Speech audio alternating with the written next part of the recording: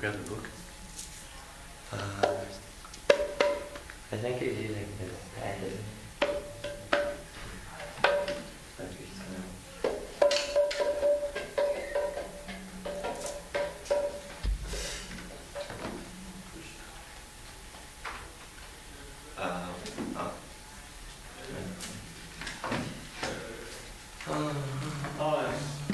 I'm going to read the verse. Tell them the verse. You know what happened here with the blanks? So I know where the mic is. Those are 2 lines. I'm curious. I'll tell you. You put that in the best. Yeah.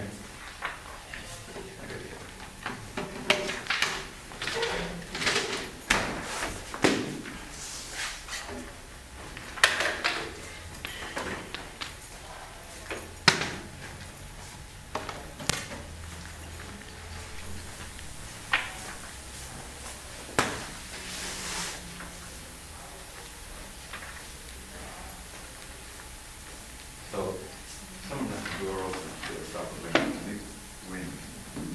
So he lighted it, of course it was being blown out, so he put it over there. I didn't know like the light over the Yeah. I thought that when I looked at it, because I was doing all this other stuff, walk to the garden, walk to the home, I'm reading it down. I didn't know that. So I guess I say we open the doors now and get revenge on our neighbors. Start playing a gong right outside. They were making noise all night long. I couldn't believe it when we were here chanting. I heard that. I was like, no way, really? 4 in the morning? They go to bed. They're nocturnal. I know. Daytime for the self-realized, night for the conditioned Yeah. soul. They'll come back to some nocturnal animal Owl or something. because they're active at night. So Yeah. even after coming in and talking to you last night, they went, Of course. Late, I What they were remember. really trying to do was rationalize it. They were preparing us and trying to get a tacit okay. But they're drunk. You can't reason. They don't remember. They don't, yeah. It's not that they're bad people. They're just fools. Sorry. But you know, a dog, generally speaking, doesn't look up more than 45 degrees. They can't see, you never see a dog going like this, looking up at the sky. They're not even, and their anatomy doesn't allow it also. So they just don't see. They don't, introspection, further, what happens to the time. They don't even think about it. So you can't blame them for not being able to see. Can you blame them, Jupiter, for not being able to see? What do you think? Yep. You can't blame them? No, I'm genuinely inquiring. Well, I mean, you can blame them for getting into that situation. That's karma. Yeah, I mean, ultimately everybody's responsible. Okay, on the broader scale. Now, Bhakti, does that mean you need a pair of cartels? Okay, yeah, one. And not the clankers. We get plenty. Oh, thank you. Yeah. We need to get some new. I'll pick up some cartels when I go to India. It is really needed every time you do. And we need a way to protect the cartels.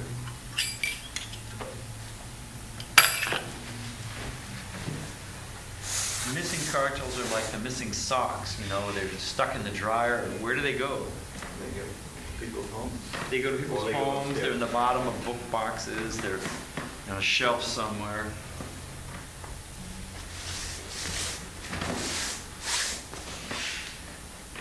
Isn't it that thing? Energy can be neither created or destroyed. Isn't that the? So they're existing in some state somewhere. Yeah, really.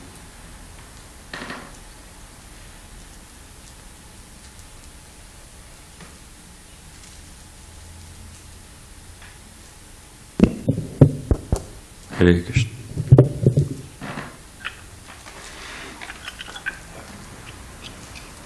Now we're missing Balaram, we're missing Damodar Kumar. Ryan's in the kitchen, Santoshi's in the kitchen.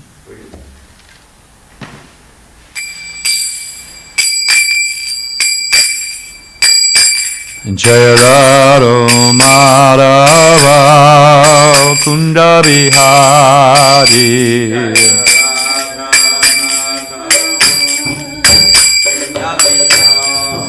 Jaya Radha Madhava Kunda Bihari.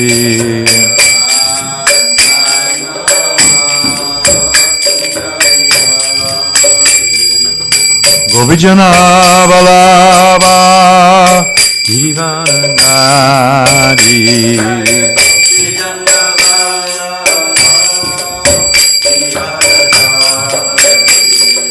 Gopijana Balava Girivanari.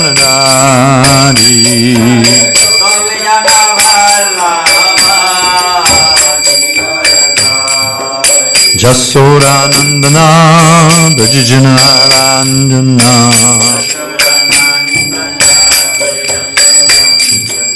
Jasora Nandana Brajajana Ranjana.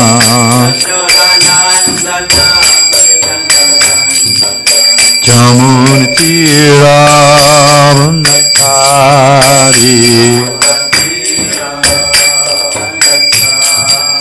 Jamuna Tira Vandakari. Jamuna Tira Vandakari. Jaya Radha Madhava Kunda Bihari.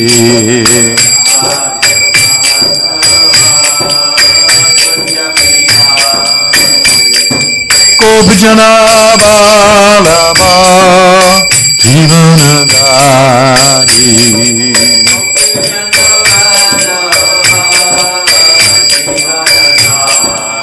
Jasoda Nandana Brajanjana.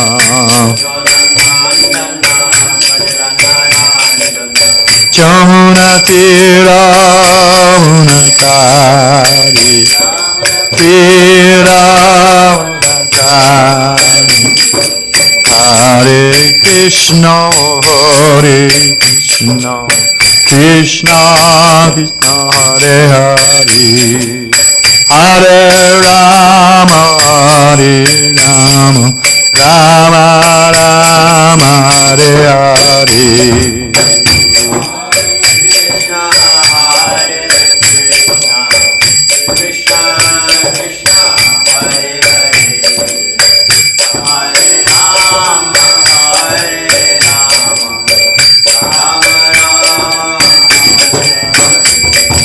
Hare Krishna, Hare Krishna, Krishna Krishna, Hare Hare, Hare Rama, Hare Rama, Rama Rama, Hare Hare, Hare Krishna, Hare Krishna, Krishna Krishna, oh.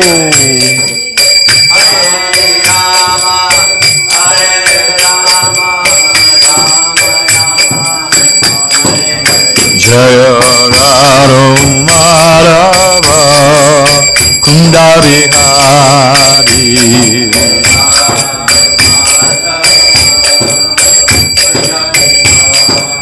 Jaya Radha Madhava Kunda Bihari.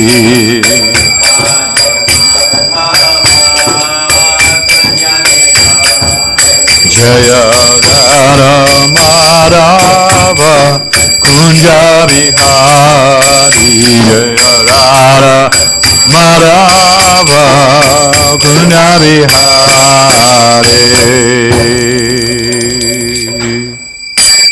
Jai Om Vishnupad Paramahansa Piri Vijayacharya Satishi Shrimad Divine Grace Abhay Charan Bhakti Vedanta Swami Maharaj Srila Prabhupada Ki, ISKCON BBT Founder Acharya Jagaguru Srila Prabhupada Ki, Ananda Kodavesha Brinda Ki, Nam Char Shlahadasta Kori Ki, Prem Shri Goho Shri Krishna Chaitanya Prabhu Nityananda Shri Dvaita Gadadhar Shiva Sari Gaur Bhakti Vrinda Ki Jai. Say Sri Radha Krishna Go Gopinath Shama Kunda Radha Kunda Giri Govardhan Ki Jai. Vrindavan Dham Ki Jai. Mathura Dham Ki Jai. Dwarka Dham Ki Jai. Navadip Dham Ki Jai. Jamuna Mai Ki Jai. Ganga Mai Ki Jai. Tulsi Maharani Ki Jai. Bhakti Devi Ki Jai. Sambheda Bhakti Vrinda Ki Jai. Srila Prabhupada Ki Jai. Sri Sri Radha Giridhari Ki Jai. Shri Krishna Sankirtana Jag Ki Jai. Go Premanandi. Hari Bol. All glory to the sum of devotees. Hare Krishna. All glory to the sum of devotees. Hare Krishna. All glory to the sum of devotees. Hare Krishna. All glory to divine literacy to Sri Sri Guru and Gauranga. Krishna Swadamo Bhagate Dhamraganadi Bisaha Kalana Sadasham Mesha Parano Kodidodita Narayana Namaskritcha Naram Shaivam Narotama Devim Sarasatim Vyasam Tato Jayam Udir Dayat. The Bhagavatam is as brilliant as the sun, is arisen just after the departure of Lord Krishna to his own abode, accompanied with knowledge, religion, etc. Persons who have lost their vision to the dense darkness of the age of Kali shall get light out of this Purana. Before beginning our study of the Srimad Bhagavatam, which is the very means of conquest, we should first offer our respects to the personality of God in Narayan, to the Narayan Rishi, the supremest human being, the goddess of living Mother Saraswati, the author Srila Vyasadeva, and my spiritual master Srila Prabhupada. Om Namo Bhagavate Vasudevaya. Om Namo Bhagavate Vasudevaya. Om Namo Bhagavate Vasudevaya.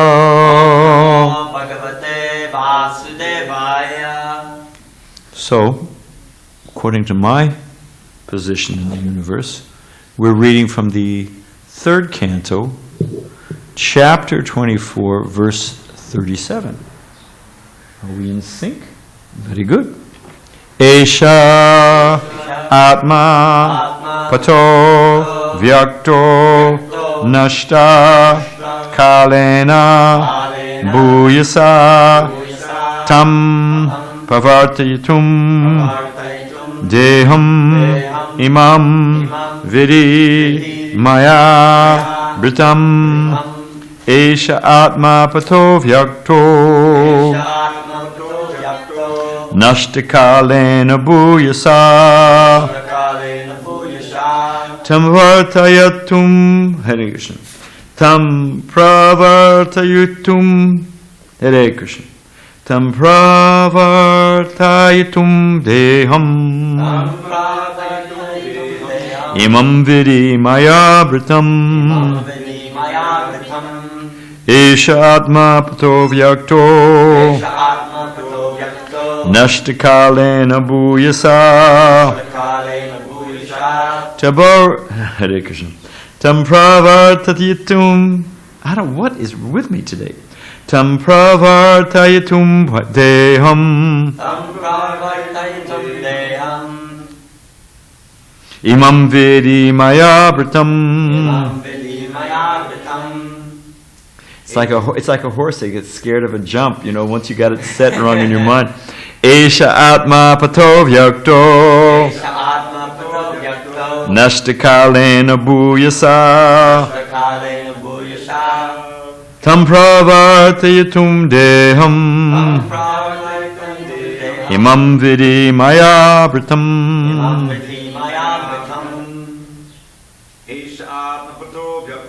Esha Atma Pato Vyakto Nashtakalena Bhuyasa Tam Pravartayitum Deham Imam Vidi Maya Britam. Esha Atma Pato Vyakto. Esha Atma Pato Vyakto Nashtakalena Bhuyasa. Nashtakalena Bhuyasa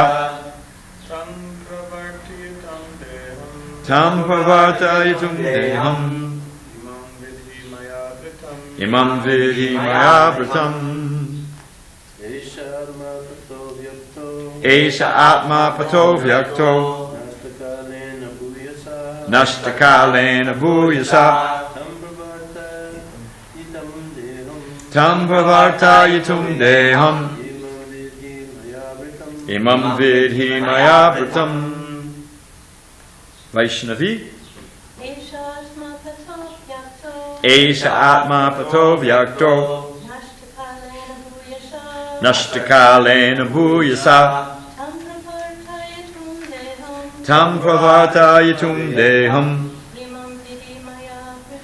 Imam vidhi maya Esha. This Atmapata, path of self-realization, avyakta, difficult to be known, nashta, lost, kalena, bhuyasa, in course of time, tam, this, pavartayitum, to introduce again, deham, body, imam, this, vidhi, please know, maya, by me, britam, assumed. Who's speaking? Yeah, who's he speaking to? Okay. This path of self-realization, which is difficult to understand, has now been lost in the course of time. Please know that I have assumed this body of Kapila to introduce and explain this philosophy to human society again. Also, you say, this path of self-realization, which is difficult to understand, has now been lost in the course of time. Please know that I have assumed this body of Kapila to introduce and explain this philosophy to human society again. Purport. It is not true that Sankhya philosophy is a new system of philosophy introduced by Kapila, as material philosophers introduce a new kind of mental speculative thought to supersede that of another philosopher. On the material platform, everyone, especially the mental speculators, try to be more prominent than others. The field of activity of the speculators is the mind, and there's no limit to the ways in which one can agitate the mind. Muni means one who agitates the mind. Now we have Narada Muni, they agitate their mind for Krishna, but PhD stands for permanent head damage, or prominent humility disorder. Or as Prabhupada would say, piled higher and deeper. The field of activities of speculators is the mind, and there's no limit to the different ways in which one can agitate the mind. The mind can be ultimately unlimitedly agitated, and thus one can put forward an unlimited number of theories. Sankhya philosophy is not like that. It is not mental speculation, it is factual, but at the time of Kapila, it was lost. In due course of time, a particular type of knowledge may be lost, or may be covered for the time being. That is the nature of the material world. A similar statement was made in Bhagavad Gita, Sakalaneya Mahat Yogunashta. In course of time, the yoga system, as stated in Bhagavad Gita, was lost.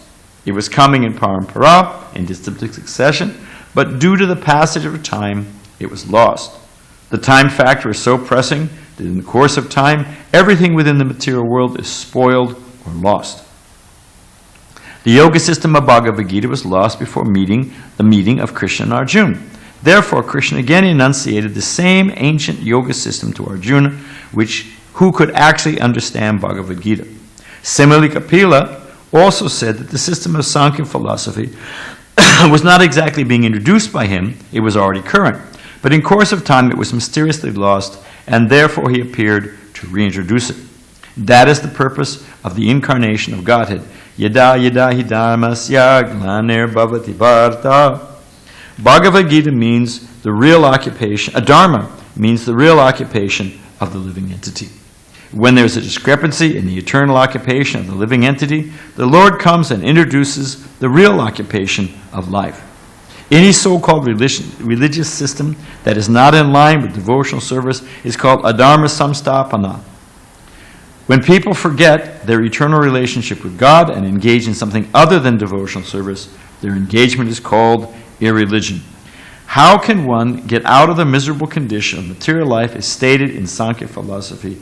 And the Lord himself is explaining this sublime system. Om Ganata Marandasya Gyana Gyana Salakaya Chakshusha Militan Gyana Tasmade Shri Gurave Namaha. So, there is something in psychology called blame shifting. Anyone know what blame shifting is? Yeah. Yeah, you shift your obligation, your responsibility onto somebody else. Kids, well, he started it. You know, everyone, they were all trying to blame shift.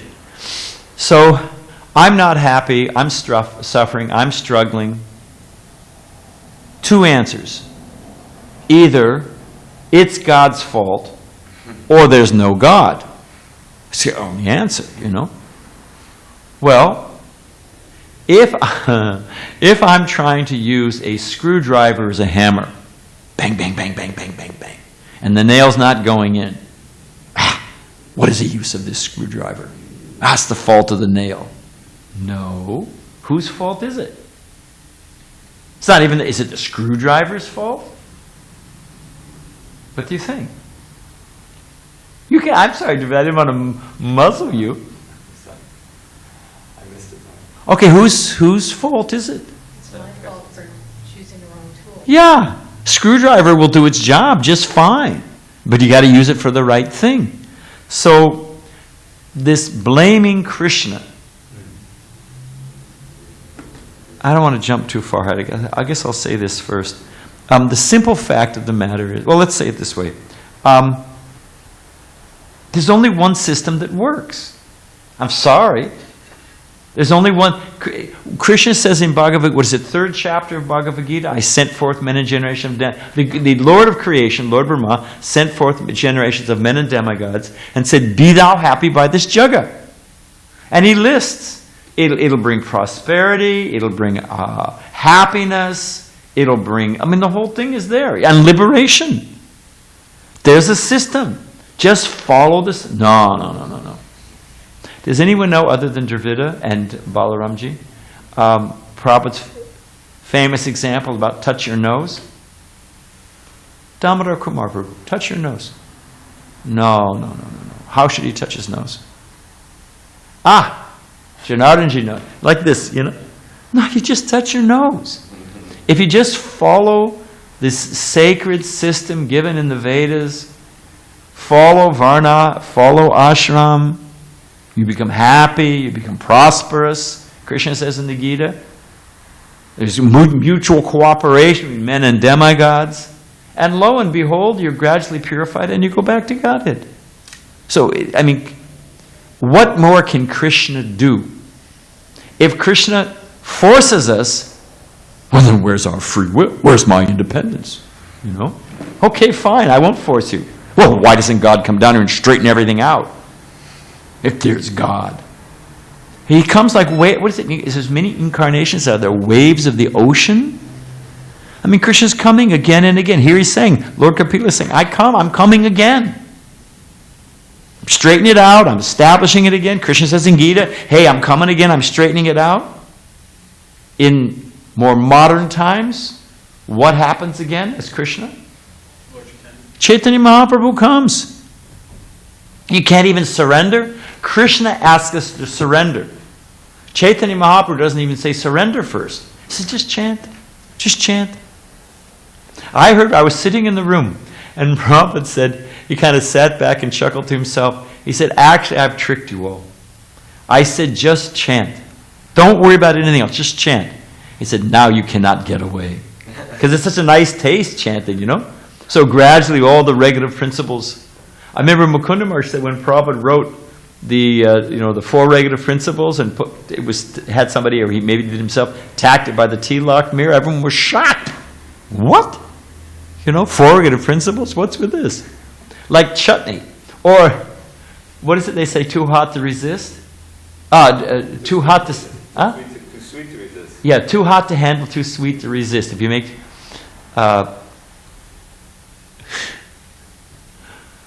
Anyway, Prabhupada said that there's it's a type of chutney And Prabhupada said, Kirtananda told me this, that he asked Prabhupada, how hot should it be? And Prabhupada said that your eyes water at arm's distance. Prabhupada said that your tongue shouldn't burn, but your head should sweat. Your forehead should sweat. So there's a fine art to these things. But the point is that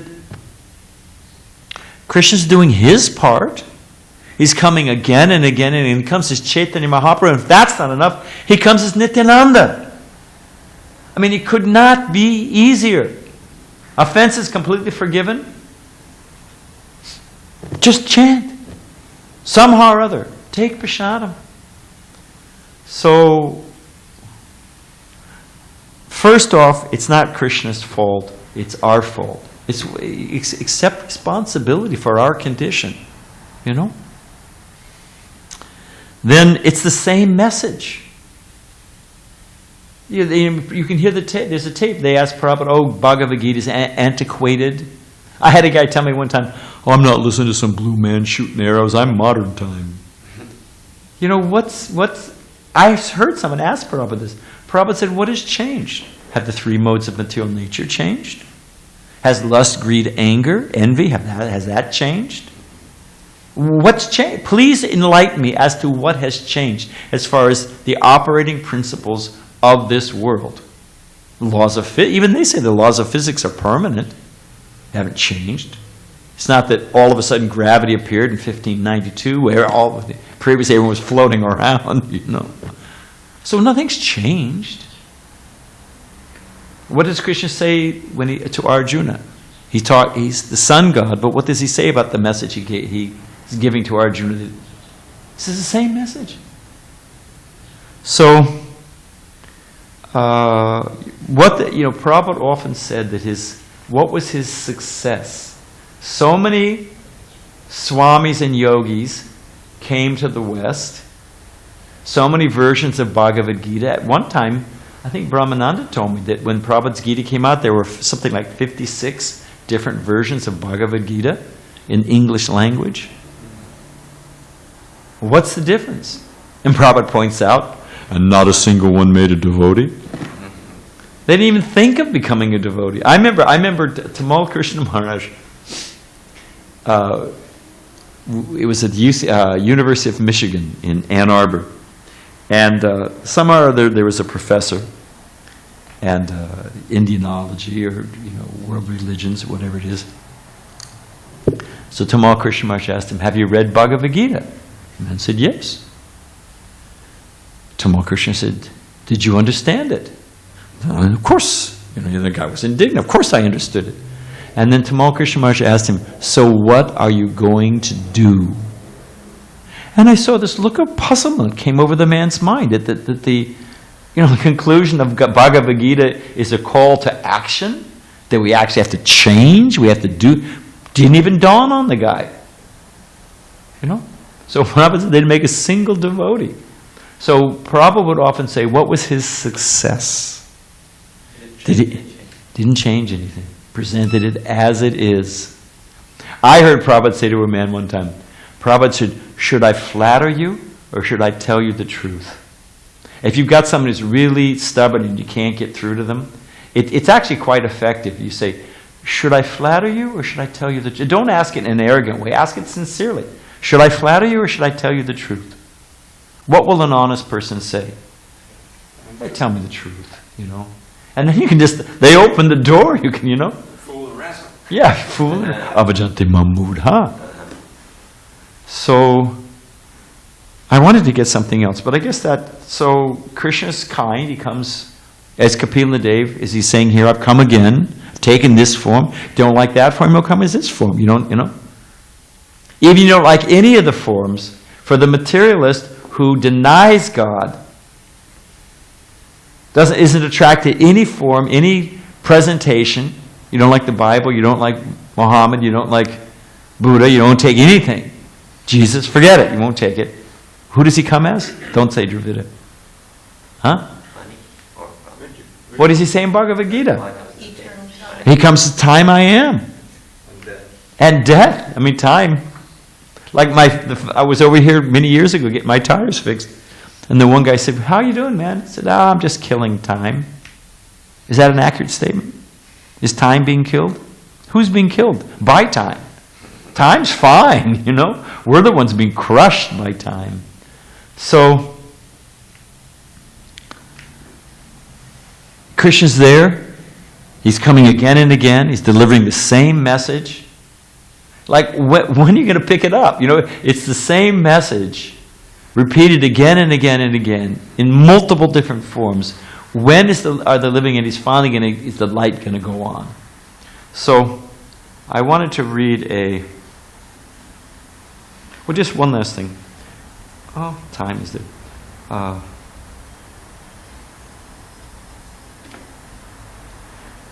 Prabhupada says in the purport, that Dharma is the real purpose of the world.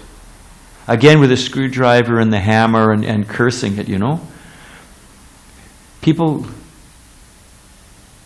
they blame God. But what is the purpose of this world? Is this body, as Devamrita Maharaj describes it, a pleasure unit? Has God created this world for us to enjoy? People say, those are a little pious, God has created this world to enjoy. Don't you? I was here at the Krishna Lounge, and this guy Darren, who's a nice guy, you know, his mom was there watching him like a hawk, and his mom kept, you know, well, he thinks that you know, that only you guys are right, and he thinks this world is just a place of suffering, and he doesn't see the beauty in this world, you know. So, you know, she was, you know, and what was I going to say? So, if God has made this, and that was the argument, that, you know, you don't appreciate the sunset, all the beautiful things God has created. If God has created this world for us to enjoy, what is the next logical question? Why is it? You know, why isn't it more enjoyable? This is the best he could do. You know, suppose I cook you a Sunday feast. You know that I can cook. The temple is full. The walk-in is full of ingredients. May that day come. The walk-in is full of ingredients. I'm a good cook, and for the Sunday feast, I give you mashed potatoes without any butter and no spicing. No salt, thank you. What is this, you know? That's the best you can do? Come on. So this is the best God could come up with? Birth, death, disease, old age? Oh, thanks a lot. You know? So maybe we're looking at it wrong. Like the guy banging away with the screwdriver. You know what? I may not have the right tool for the job. I may not be going at this right. There's a type of turtle, Galapagos turtle, lives on the Galapagos Islands, where Darwin, you know, took us all off the deep end. So it's funny that boat's called the Beagle, which is a dog. The boat he was sailing was called the Beagle. So he took us to it. Anyway, this turtle, it's a marine turtle, but it comes up to lay its eggs on the beach. And it's so stupid that if it's coming up on the beach, if it hits something like a log or a rock, it'll just hit it. Back up, hit it.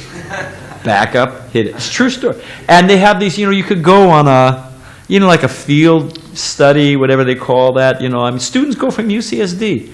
Once a year you go down there, and your only job is you just turn them around and then you wait till they run in the next thing, you know.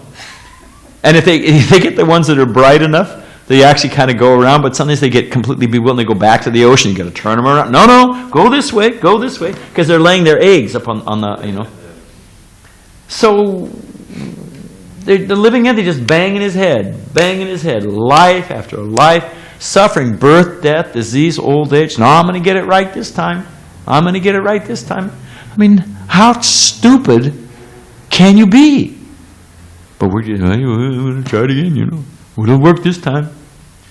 So, if there's God, I mean, just connect the dots. If there's God, and everything in this world is temporary, it's under the influence of time, I can't hold on to anything, I can't maintain anything, I'm never satisfied really, geez, maybe there's another purpose. And Prabhupada says right here in the purpose, Dharma is the real purpose of the world. Get with the program. You get with the program, you're happy in this life, and you go back home, back to Godhead. It's not Krishna's fault. So I wanted to read a little something about Sankhya Yoga. Anybody here, Sankhya Yoga breaks down the world into the component parts. And the reason it does that, this world appears to have juice. It appears to have life.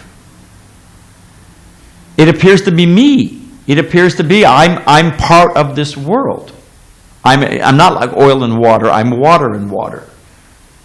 And therefore by exploiting this world and titillating my senses and shoving matter up my nose and in my mouth and through my ears, I'm going to become happy. But Sankhya Yoga breaks it. This is all dead. It's all dead matter. It's neti is the process. Well, this was dependent on this. It's intelligent. It's what the materialists are doing. Well, wait a minute. This was caused by this. Well, this was caused by this. And this is a byproduct of this. Okay. And they're trying to find out karana. What is the cause of all causes? What is the source of everything? They're trying to break it down. Of course, their idea is they're going to break it down into smaller and smaller parts and be able to control it. Why? Why should everything, the premise of modern science, is that ultimately everything can be broken down into tiny pieces that operate by simple laws that we can understand. It's reductionism, that everything can be broken down into small pieces, it operates by simple laws that we can understand, and ultimately we can control and understand the secrets of the universe, and make this place kingdom of God, without God. That's the premise. But first off, why is everything broken down to simple laws? It's like Sadhaputa's famous joke. I'm thinking at the time. Sadhaputa's famous joke, which I've told a number of times. Thank you for being patient, but it works. Man comes home at night, pulls in his driveway, sees his neighbor out under the street light, on all fours, looking for something, obviously. So being a good Samaritan, the neighbor comes over, says, "What'd you lose, Ralph?" And immediately, he can tell that, because they have that odious smell. Odious, when they're drunk. It's such a drunk as a skunk, pickled to the gills. Nasty smell. So he can understand that Ralph is drunk. He said, "What happened?" So Ralph says, "I was trying to open my front door, and I dropped my keys." The guy says, "Well, your front door's up there. Why are you over here?" The guy says, "This is where the light is." You follow? So, unless everything can be broken down into simple laws, unless everything man is the measure of all things, unless everything can ultimately subordinate to our intellect, hey, then we're just groping around in the dark, and we're being kicked in by like a football in a world that ultimately is inconceivable and beyond. Therefore, it must be like this, because if it's not like this, then either I'm wasting my time or I have to surrender to a higher intelligence. I don't want to be either one of those, so therefore they just say, "Look, we're not looking over there, we're not thinking about the big things, we're not going to think about it, we're not going to deal with it." I heard a guy say, either everything happens by chance or it happens by design. And the idea, it was a big professor, he said the idea that everything happens by design is simply untenable to us, because that means we are subordinate. I mean, he just said it flat out. Flat out, there it is. So, but the fact of the matter is, anybody here ever taken apart a kaleidoscope? If you haven't, you had a deprived childhood. When I was a kid. Yeah, when you're a kid. Anybody take apart a kaleidoscope? All right. Yeah. Do they have, you know what a kaleidoscope is? I looked through the kaleidoscope, but never took it apart. Oh, I took it apart. He was a nice boy. He was a nice kid. I took it apart, definitely. Yeah, definitely. When you take apart, you know what a kaleidoscope is? Bhakti Chang? Damodar Kumar? You look through it, and it makes all those beautiful, it looks like a stained glass window. When you take apart a kaleidoscope, this is analogous to Sankhya Yoga. When you take apart a kaleidoscope, do you find all those beautiful stained glass windows inside? What do you find? Pieces of glass or whatever. And if you get a cheap one, it's not even glass. It's just shreds of paper work just as well. And what else do you find? 3 mirrors. On the mirror. All this world is, it's a dictionary for the spirit. All that's there are the 3 modes of material nature, the 3 mirrors, and earth, fire, water, air, ether, the 24 elements. That's all that's there. And the combination creates all these beautiful pictures. But all it really is, there's nothing in there. There's no ghost in the box, or whatever. There's no pictures in the box. It's just, Prabhupada was walking in Shevet Hills, at park, right in LA. You can hear the tape. And it's Prajapati, was that the guy who was the thespian actor, you know? So Prajapati had this senatorial thespian, yeah. So he said, usually Prabhupada would get out and walk clockwise. This particular day, Prabhupada got out and walked the other way. And you hear Prajapati say, I say, Srila Prabhupada, when we walk in the park in a different direction and see all the objects from a different angle, it appears to be a brand new park. And you hear Prabhupada just laugh. Sometimes Prabhupada just, would literally just, like a belly laugh. Prabhupada was just laughing. Prabhupada said, this is material life. This is material life. He says it's eating, sleeping, mating, and defending. It's the same thing. But we're doing it as a dog or as a cat or a Trump Tower, whatever it is. It's the same thing. But, so, Sankhya Yoga, you begin to, wait a minute. Everything in this world is dead. And Sadhaputa's example again. Raisin pudding? He said everything's like the pudding and the jiva souls are the raisins. They stand out. So there's matter and then there's the eternal living entity. Or, as Krishna described, I was going to take the time to read it, but I'll just read one of the things. There's 24 elements. There's the earth, water, fire, air, ether. Then there's the 5 working senses, the 5 knowledge acquiring senses. It's all broken down. There's the subtle senses. And like you throw all the ingredients in the pot. First there's there's the pradhan, the unmanifest, and then it becomes the prakriti when it becomes in contact with the material nature, with the modes of nature, and it becomes everything we see. So you throw all the ingredients in the pot. What do you have to do? You have to get in there. You got to stir it. You got to stir it, isn't it? Anything, you got to mix it up and stir it up. So there's all the different elements, time, just blew it. What is the stirring agent of the soup of the material nature? Time. Time stirs it all up. And that's all. And when one actually sees that, wait a minute. There's just not random, everything's by cause, but it's just a combination of dead matter. I'm floating around in it, and it's stirred by time. It's got nothing to do with me. So the purpose of Sankhya Yoga is to help you realize, first off, what is this material world? You become detached, and you realize that I'm not this body, I'm spirit, soul. There's a designer, and let me engage in his service. Let me seek him out. Let me seek out the cause of all causes. That's the occupation of human life. It's the purpose of this world. So I wanted to read one last thing, and we will end at that point if I can find it. This is Narada Muni speaking to the sons of Daksha, Prajapati Daksha, who's the archetype. We have so many archetypes. They say that there's, in any good story, you got to have a protagonist, you got to have a demon, you got to have a villain, you got to have, the protagonist. Then there's loss. Lost his kingdom, lost his girlfriend, lost his whatever it is. There's loss, and then you gain it back, and he becomes a better person for the experience. I mean, that's the basic storyline in any, Unless you got a Greek tragedy, that's another. Everything sucks, and everything goes down the drain. But either way, I mean, there's only whatever it is. So we have the archetype Daksha, who's the enjoyer, who ultimately got a goat head at one point in time, isn't it? It was such a trying to enjoy, you want to enjoy like a goat, eat any damn thing, sex, foolish, bring your philosophy, fine, get a goat head. Lord Shiva gave him the goat head, isn't it? His followers. His followers. Anyway, be that as it may. So here's Narada Muni speaking to the sons of Daksha, the Haryasvas, who are going to propagate and fill up the universe, you know? And Narada Muni's thinking, so what? You fill up the universe, so what? You know? Suppose by magic